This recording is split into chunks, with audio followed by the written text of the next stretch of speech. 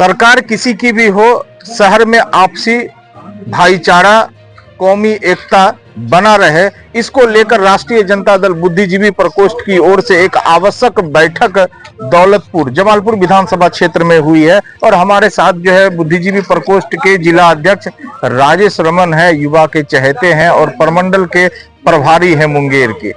अचानक बैठक हो रही है, क्या मुद्दा है? अभी मुद्दा जो अचानक परसों ईद है अल्पसंख्यक समुदाय का, और उसके बाद 6-7 तारीख को रामनवमी भी है, होली गुजर गया। तो इस सब के बीच देखा गया कि सरकार के जो विंग है आरएसएस के, भाजपा के, ये लोग सामाजिक सौहार्द बिगाड़ने का प्रयास कर रहे हैं पूरी तरह से।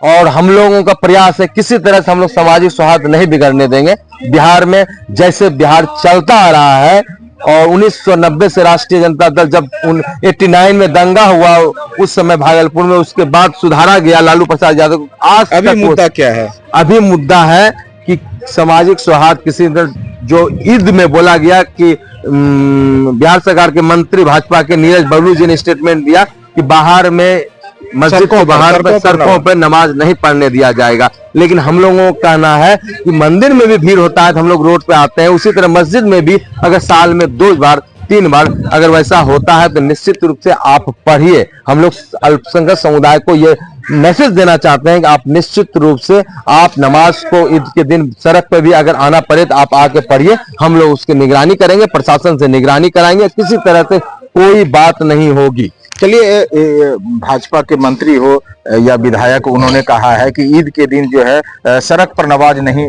पढ़ी जाएगी।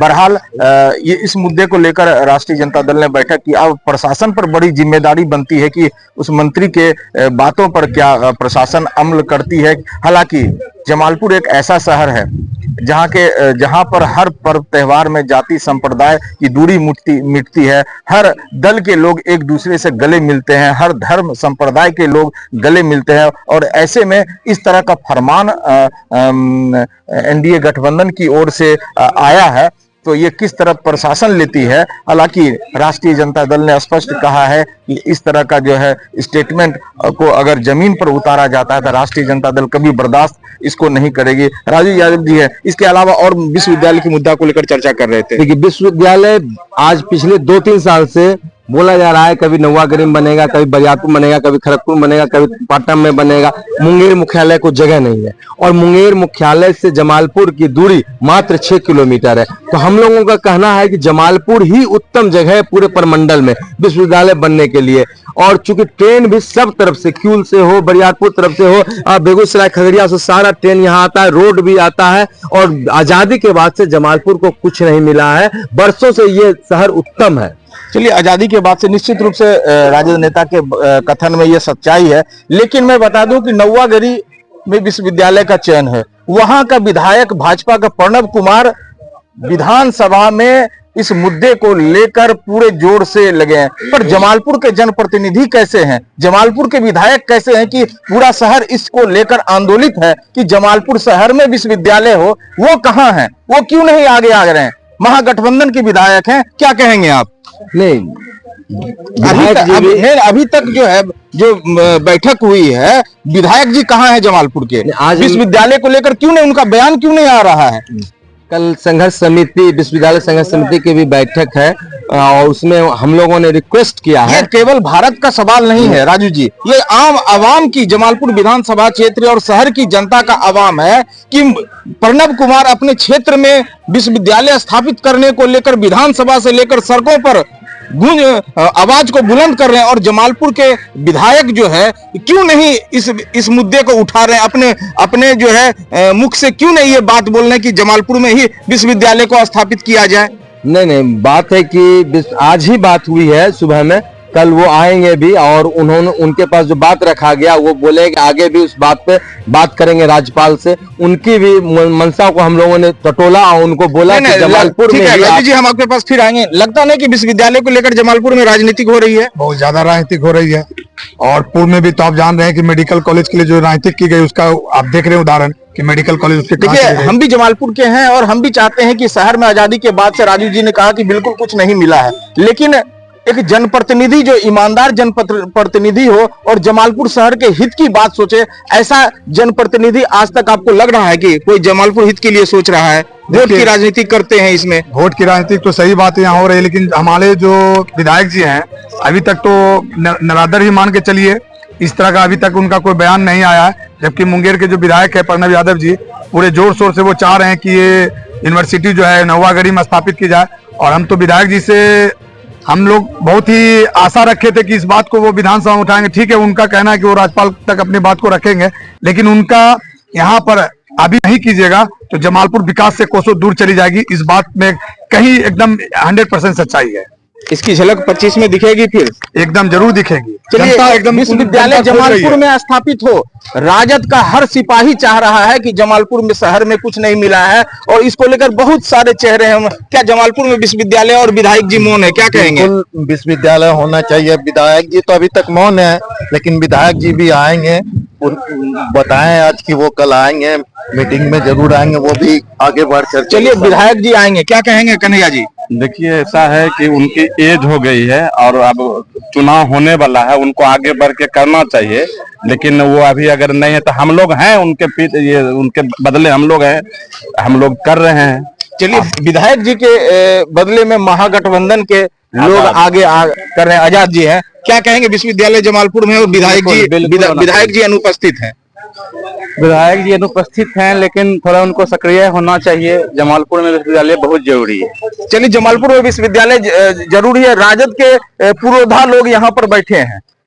शहर स्वस्थ रहे, विकसित हो, इसको लेकर इनसे हम जानेंगे। नागेश्वर बाबू हैं जो युवा के प्रेरणा स्रोत हैं, युवाओं को ऊर्जावान हमेशा करते आए।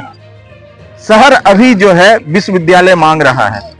महागठबंधन के विधायक गोल हैं, शहर से लोग बैठक पर बैठक कर रहे हैं, संघर्ष कर रहे हैं, लेकिन विधायक जी नहीं हैं।